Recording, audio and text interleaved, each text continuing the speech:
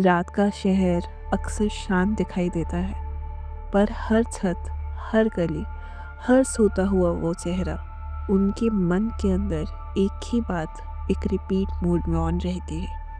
यहाँ लोग रहते हैं पर सेफ महसूस नहीं करते।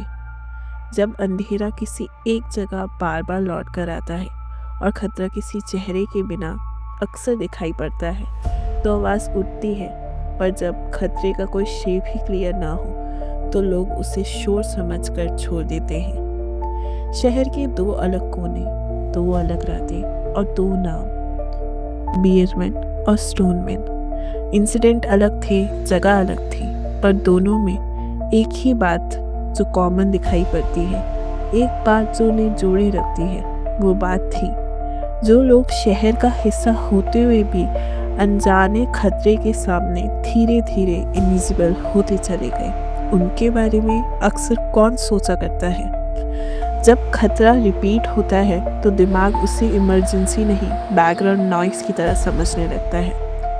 पैटर्न इसलिए नहीं दिखते क्योंकि हम उसे देखना ही अक्सर बंद कर देते हैं। जो लोग रोज़ वहीं सोते हैं, रोज़ वहीं उठते हैं, उनके लिए खतरा एक हेडलाइन नहीं, सिर्फ एक रिस्क होता है जिसके साथ जीना उन्होंने सीख लिया होता है धीरे धीरे। शुरू में लोग बस अलर्ट रहते हैं, रात को जल्दी घर जाना, रास्ते चेंज करना, नज़रें नीचे झुकाए रखना, पर धीरे धीरे ये एक प्रिकॉशन का रूटीन बनता चला जाता है। और जब आदत अक्सर रूटीन बन जाए तो इंसान खुद को खतरे से अलग करके रखता है, बोलता है कि मैं तो सेफ हूँ। कोर्टरूम में अक्सर सवाल सिंपल होता है कि किसने किया है ये सब, पर हर इंसान जो उस रात उस शहर के अंदर रहता है, उनके दिमाग में सिर्फ एक ही सवाल घूमता है, मैं क्यों बोलूँ।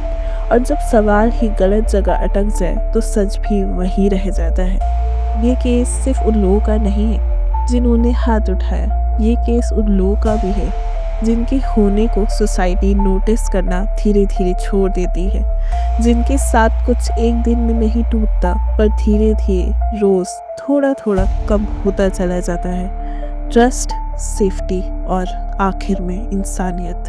दो अलग इंसिडेंट, दो अलग नाम, बट सबके चेहरे पर एक ही रिएक्शन। जब तक सब नॉर्मल लग रहा है, हम अलर्ट रहना बंद कर देते हैं।